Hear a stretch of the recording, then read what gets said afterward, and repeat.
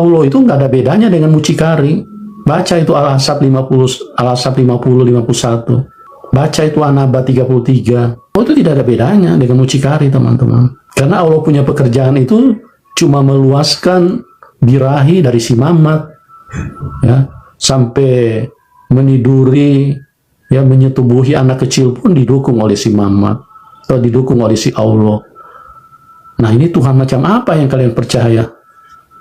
Begitu, umat, ya, umat yang botol, bodoh, seperti itu, ya. Assalamualaikum. Baru-baru ini, seorang pendeta bernama Yusuf Manubulu melontarkan pernyataan yang sangat serius, menuduh Allah seperti mucikari, serta menyebut Al-Quran mendukung hawa nafsu Nabi Muhammad. Ini bukan sekadar kritik, ini adalah tuduhan yang lahir dari potongan ayat tanpa konteks, tanpa tafsir, dan tanpa kejujuran ilmiah. Mari kita jawab secara sistematis, per poin, dengan logika dan fakta sejarah. Pendeta tersebut menyuruh membaca surah Al-Ahzab ayat 50-51, lalu menyimpulkan bahwa Allah meluaskan birahi Nabi. Ini kesalahan fatal. Ayat tersebut menjelaskan hukum khusus pernikahan Nabi sebagai pemimpin umat dan kepala negara, bukan soal hawa nafsu. Mayoritas pernikahan Nabi setelah wafatnya Khadijah adalah dengan janda-janda sahabat yang gugur, untuk perlindungan sosial dan penguatan umat. Kalau motifnya birahi, seharusnya Nabi berpoligami sejak muda. Faktanya apa? Selama kurang lebih 25 tahun beliau hanya bersama satu istri, Khadijah. Ini fakta sejarah, bukan opini. Tuduhan mendukung syahwat. Menuduh Allah mendukung syahwat bertentangan dengan realita hidup Nabi sendiri. Nabi Muhammad SAW hidup sangat sederhana. Beliau tidur di atas tikar, sering berpuasa, memimpin peperangan, dan wafat tanpa meninggalkan harta. Apakah profil seperti ini cocok disebut budak syahwat, atau justru pemimpin asketis yang mengorbankan hidupnya demi dakwah? Logika sederhana saja sudah membantah tuduhan tersebut. Tuduhan pernikahan dengan Aisyah. Isu ini sering diangkat tanpa memahami konteks sejarah.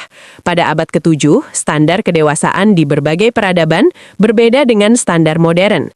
Dan faktanya, Aisyah tumbuh menjadi ulama perempuan terbesar dalam Islam, meriwayatkan ribuan hadis, dan menjadi guru para sahabat. Sekarang gunakan logika sejarah.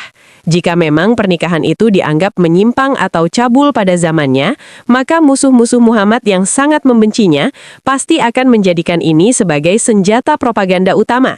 Mereka pasti akan mencemooh, menuduh, atau minimal meninggalkan catatan sejarah tentang tuduhan moral tersebut.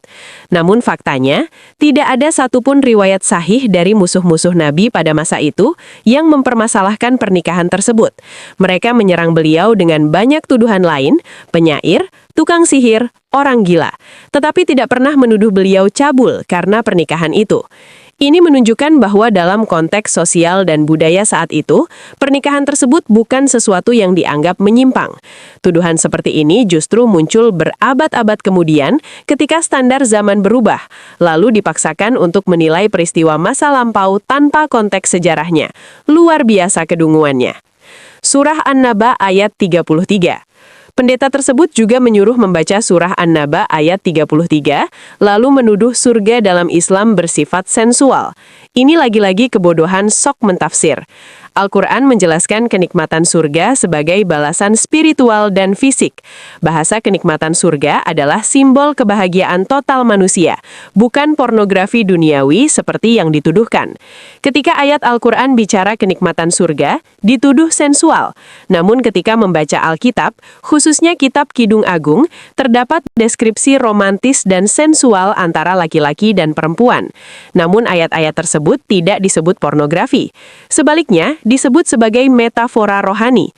Mengapa ketika kitab sendiri dianggap metafora, tapi ketika Al-Quran langsung dituduh birahi? Disinilah letak kebodohan yang hakiki.